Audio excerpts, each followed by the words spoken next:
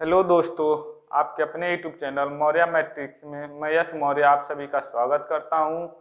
आज दोस्तों हम लोग उत्तम समापवर्तक तथा महत्तम समापवर्तक से कुछ महत्वपूर्ण क्वेश्चन के बारे में बात करेंगे। देखेंगे उसे कितने सरल तरीके से हम लगाते हैं, उसके बारे में बताऊंगा। कुछ ट्रिक बताऊंगा जिससे आप आसानी से 1 से 2 लाइन में अपना आंसर निकाल सकते हैं। जैसे पहला सवाल मेरा हम लोगों का दिया है 2.4, 0.36 और 7.2 का महत्तम समापवर्तक निकालने के लिए कहा है। इसके पहले मैंने दशमलव बिंदु को अंक को भिन्न रूप में बदलने के लिए हम बताए थे। एक बार और बताता हूं, ध्यान से सुनिएगा। इस संख्या को पूरा लिखकर नीचे 1 लिख के दशमलव के बाद जितने अंक होते हैं उतने शून्य बढ़ा लेते हैं। यहाँ देखेंगे 2 अंक है, 2 शून्य बढ़ जाएगा। यहाँ 1 अंक है ये, यानी इस रूप में लिख सकते हैं, भिन्न के रूप में, पी बाई क्यू के रूप में। अब जब भिन्न के रूप में कोई भी संख्या दिया रहे उसका महत्तम समापवर्तक पूछेगा तो अंश का हम महत्तम समापवर्तक निकाल लेंगे और हर का लघुत्तम समापवर्तक निकाल लेते हैं। तो अंश का हम महत्तम समापवर्तक निकालते हैं। एक बार बता देते हैं कैसे निकाला जाता है। इसका इसमें भाग दे देंगे तो एक बार में जाएगा 24, बचेगा 12। अब 12 का हम 24 में भाग देंगे, 12 दूनी 24, कट गया। अब इस 12 का हम इस 72 में भाग देंगे, 12 छके 72, कट गया। यानी महत्तम समापवर्तक हमारा क्या मिला दोस्तों? 12 आ गया।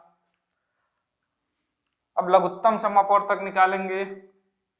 10, 100, 10 का 2 से काटेंगे, 2 पचे 10, 50, 2 पचे 10, फिर 2 से काटेंगे। यह नहीं कटेगा, यह 10 बार में कट जाएगा, सॉरी दोस्तों 25 बार में कट जाएगा। या 5 नहीं कटेगा। अब 5 से काटेंगे, 5 चिक्कम 5, 5 पचे 25, 5 चिक्कम 5, एक 5 और हो जाएगा, एक। इसका गुणा करेंगे, 5 पचे 25, 25 दूना 50, 50 दूना 100, यानी लघुत्तम समापवर्तक हम लोगों का क्या मिला दोस्तों? 100 मिला। तो हम इसको क्या लिखेंगे? पूछा है तो अंश का क्या होता है? अंश का मौसा बट्टे हर का लौसा होता है। तो इस पे हम रख लेते हैं।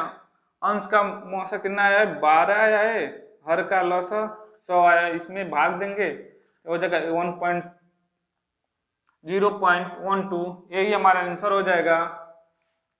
देखेंगे विकल्प नंबर कौन सा दिया है। विकल्प नंबर सी दिया है, सही हो जाएगा।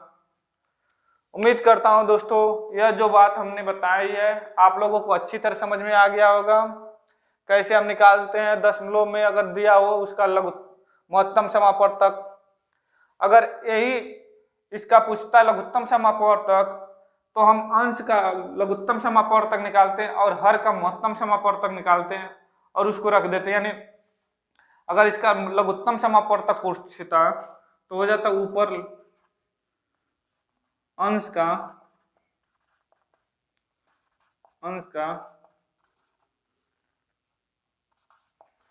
लॉस बट्टे हर का मौस, यानी अंश का हम लघुत्तम समापवर्तक निकाल लेते हैं और हर का महत्तम समापवर्तक निकालते हैं और उसका भाग देते हैं। जो आंसर आता वही आंसर हो जाता। उम्मीद करता हूं दोस्तों यह सवाल आपको अच्छी तरह समझ में आ गई होगी। आइए क्वेश्चन नंबर 2 पे आते हैं। अगर किसी को थोड़ा बहुत दिक्कत होगा वह 2 देख लेगा, आसानी से समझ में आ जाएगा। आज बहुत अच्छे अच्छे सवाल हैं, पूरा वीडियो देखिएगा, भगाइएगा मत।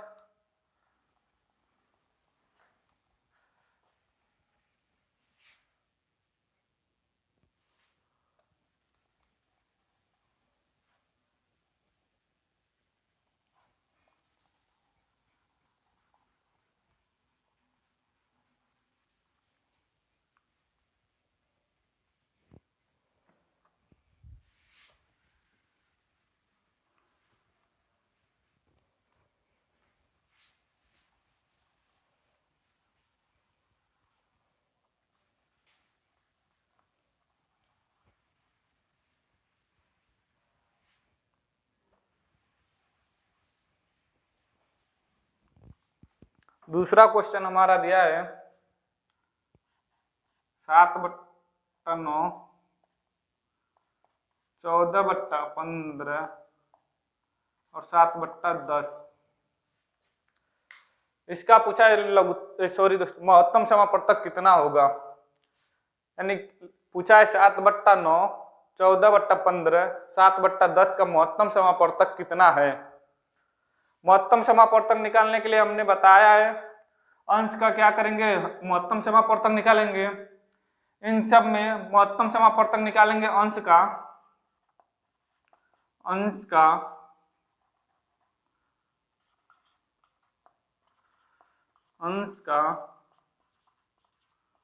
मौसा हो जाएगा 7 और हर का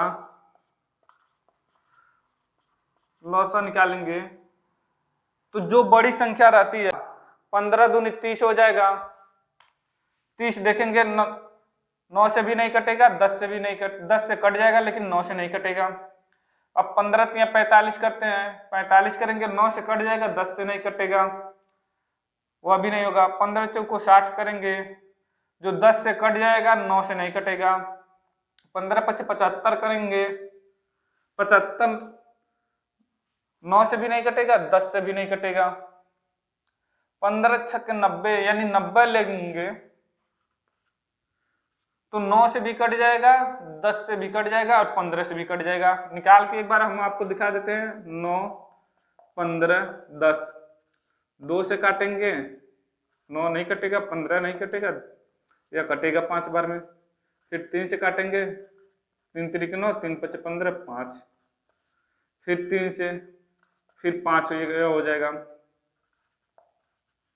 5 से काटेंगे तो 5 3 15, 15 3 45, 45 दूना 90, कितना आया 90 आया। तो इसको क्या लिख सकते हैं 7/90, क्योंकि अंश का मौसा होता है बट्टे हर का लौसा होता है। यही हमारा आंसर हो जाएगा। देखेंगे कौन सा विकल्प दिया है, विकल्प नंबर बी दिया है, सही हो जाएगा। उम्मीद करता हूं दोस्तों यह भी सवाल आपको आसानी से समझ में आ गया होगा, कोई दिक्कत नहीं होगी। इस तरह का अगर परीक्षा किसी भी परीक्षा में पूछता है आप आसानी से लगा लेंगे।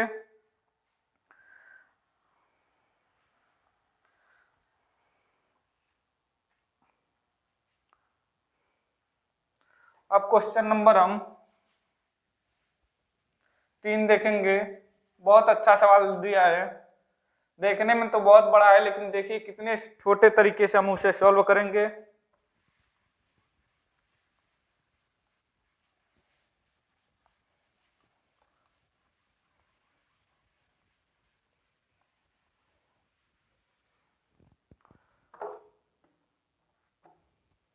दिया है दो संख्याएं 5 संबंधित 6 के अनुपात में है।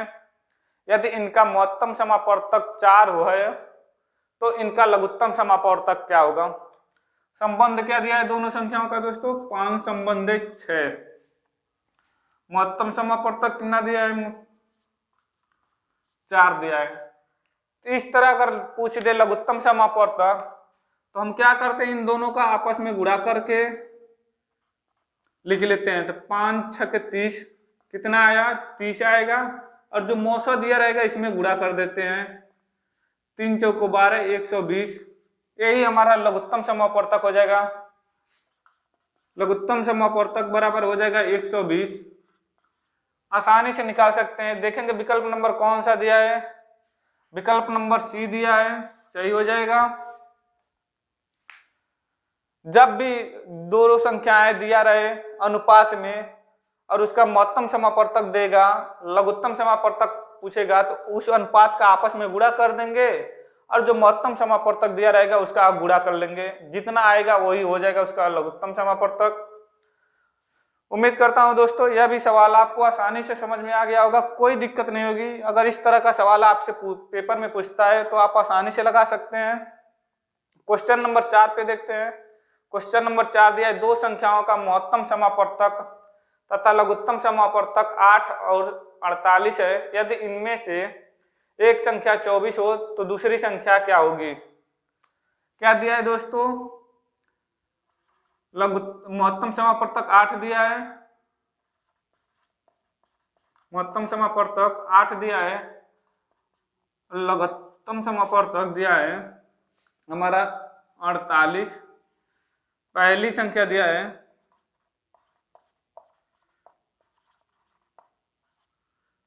पहली संख्या बराबर 24 दिया है, दूसरी संख्या पूछ रहा है, तो दूसरी संख्या बराबर हम क्या करते हैं, एक फार्मूला होता है, लिख लीजिएगा, मस गुणे लस बट्टे पहली संख्या। इस पे हम मान रख देते हैं, 8 दिया है मौसौ, लौसौ दिया है 48, पहली संख्या क्या दिया है 24, 24 दूना 48, 8 दूनी 16, यही आंसर हो जाएगा हम लोगों का। देखेंगे विकल्प नंबर कौन सा दिया है, विकल्प नंबर सी दिया है, विकल्प नंबर सी सही हो जाएगा। यह भी सवाल उम्मीद करता हूं दोस्तों आपको आसानी से समझ में आ गया होगा, कोई दिक्कत नहीं होगी। इस तरह का सवाल अगर परीक्षा में आपसे पूछेगा तो आसानी से आप लगा सकते हैं। एक बार और बताते हैं, मौसौ दिया है हम लोगों का 8, लौसौ दिया है 48, पहली संख्या 24, दूसरी संख्या अगर पूछता है तो महत्तम समापवर्तक गुणे लघुत्तम समापवर्तक बट्टे पहली संख्या। अगर पहली संख्या पूछ दे और दूसरी संख्या दे दे तो यहाँ दूसरी संख्या आ जाएगी, दूसरी संख्या नीचे आ जाएगा और उसको हम सॉल्व कर लेंगे, आंसर हमारा मिल जाएगा। उम्मीद करता हूं दोस्तों यह सवाल आपको आसानी से समझ में आ गया होगा। आगे हम क्वेश्चन नंबर 5 पे आते हैं, वह भी बहुत अच्छा सवाल दिया है।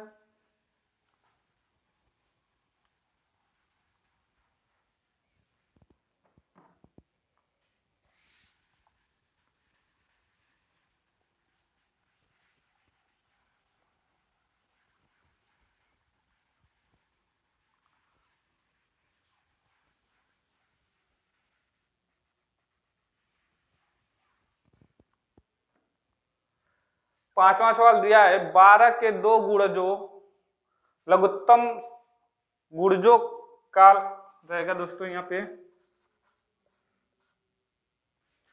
का लघुत्तम समापवर्तक 1056 है, यदि इनमें से एक संख्या 132 है तो दूसरी संख्या क्या होगी। लघुत्तम समापवर्तक कितना दिया है दोस्तों,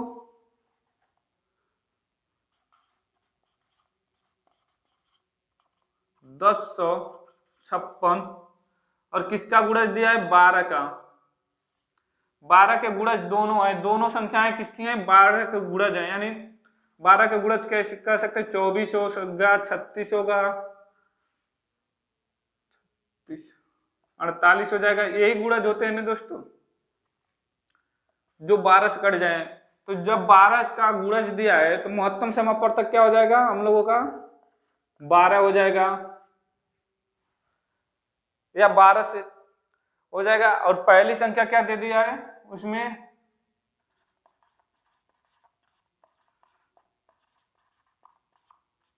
132 दे दिया है, और दूसरी संख्या हम लोग से पूछ रहा है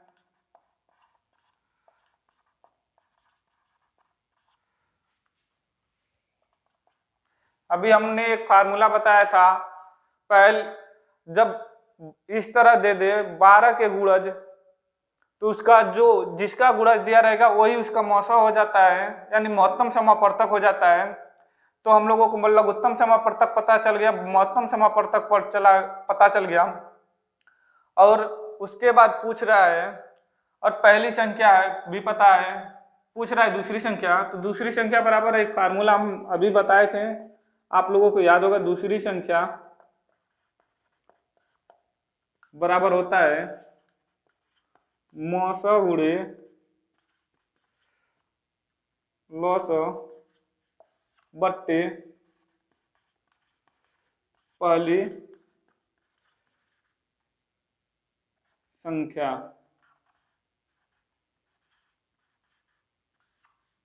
इसी पे हम मान रख लेंगे,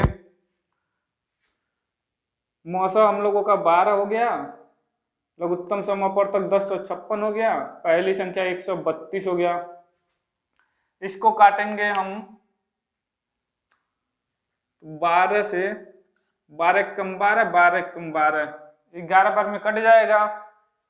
अब इस 11 से हम काटते हैं इसको,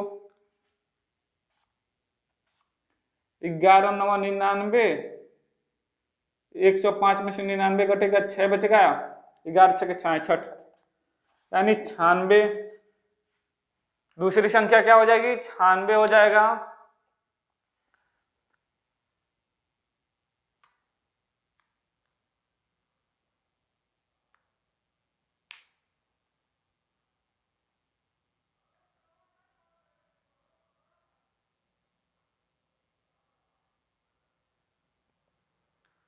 यहाँ देखेंगे दोस्तों 96 नहीं दिया, एक हम और विकल्प बना लेंगे, ई 96 हो जाएगा, यही सही हो जाएगा। उम्मीद करता हूं दोस्तों यह भी सवाल आपको आसानी से समझ में आ गया होगा, कोई दिक्कत नहीं होगी। इस तरह का सवाल अब किसी भी परीक्षा में पूछेगा, आप आसानी से लगा सकते हैं। अब क्वेश्चन नंबर 6 पे आते हैं, क्या दिया है उसको कैसे सॉल्व करेंगे उसे देखते हैं।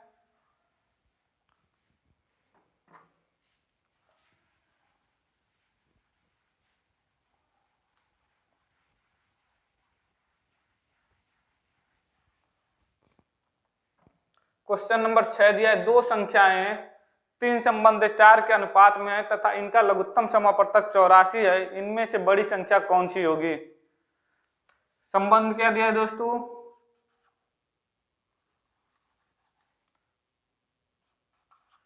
तीन संबंध 4 के अनुपात में दिया है और इसका लघुत्तम समापवर्तक दिया है, लघुत्तम समापवर्तक 84। अब हमसे पूछा है बड़ी संख्या क्या होगी। किसी भी संख्या का लघुत्तम समापवर्तक क्या होता है दोस्तों, ऐसा अंक होता है जो दोनों से कट जाए। इस अनुपात का हम लघुत्तम समापवर्तक लेंगे तो 3 और 4 का लघुत्तम समापवर्तक निकालेंगे, 2 से कटेगा 2 बार में, फिर 2 से कटेगा एक बार में, 3 हो जाएगा, यानी 3 दूनी 6, 6 दूनी 12, लघुत्तम समापवर्तक का हो जाएगा 12 मिल जाएगा हमारा। अनुपात का जब लघुत्तम समापवर्तक 12 है और इसका भी दिया है हम लोगों का 84, दोनों बराबर हो जाएगा। क्योंकि यही संख्या है जो अनुपात के रूप में दिया है, तो इसका 12 आया है, इसका भी 12 आया है, तो इससे को हम काटेंगे, 12 कम 12, 12 7 84, यानी एक अनुपात का मान 7 है, तो इसमें इस संख्या का हम रख लेंगे मान 3 गुणे 7 हो जाएगा बराबर 7 त्रिक 21, 4 गुणे 7 हो जाएगा 7 चौक 28। अब इन दोनों में देखेंगे कौन सी बड़ी संख्या है, 21 की 28, 28 बड़ी है तो बड़ी संख्या पूछा है, बड़ी संख्या क्या हो जाएगा 28 हो जाएगा। विकल्प नंबर सी सही हो जाएगा। उम्मीद करता हूं दोस्तों यह सवाल आपको आसानी से समझ में आया होगा। एक बार और बताते हैं कैसे होगा। जब संख्याएं दोनों अनुपात में दिया है तो उस अनुपात का सीधी सी बात दोनों अंकों का गुणा कर लेते हैं, यानी 4 और 3 का गुणा कर लेंगे, 3 गुणे 4 बराबर 12 मिला। अब यह जो लघुत्तम समापवर्तक दिया है इन्हीं के बराबर होगा, क्योंकि इसी संख्या का यह लघुत्तम समापवर्तक है। तो 12 का बराबर 84 करते हैं, इससे काटे 12 से भाग दिए, 12 कम 12, 12 7 84, यानी एक अनुपात का मान 7 है तो 3 अनुपात का मान क्या हो जाएगा, 3 गुणे 7 हो जाएगा, 7 त्रिक 21। 4 का मान क्या हो जाएगा, 4 अनुपात का 4 गुणे 7, यानी 4 7 28। यही हमारा आंसर हो जाएगा 28, क्योंकि बड़ी संख्या पूछा है 28 होगा, अगर छोटी संख्या पूछता तो 21 हो जाता। इस तरह हम निकाल सकते हैं। उम्मीद करता हूं दोस्तों आज जो हम आप लोगों को समझाए हैं समझ में आया होगा, कोई दिक्कत नहीं होगी। अगर इस तरह का सवाल आपसे परीक्षा में पूछता है आसानी से आप लगा सकते हैं। नए व्यूअर हैं तो चैनल को सब्सक्राइब करें और बेल आइकन का बटन दबाना ना भूलें, ताकि जब भी हम अगली वीडियो अपलोड करूं तो सबसे पहले आप तक नोटिफिकेशन पहुंचे। अगर वीडियो अच्छा लगा है तो अपने दोस्तों में अधिक से अधिक शेयर करें ताकि उन्हें भी जानकारी मिलती रहे और वह भी परीक्षा में जब भी क्वेश्चन सॉल्व करें तो उन्हें कोई दिक्कत ना हो। जय हिंद, जय भारत।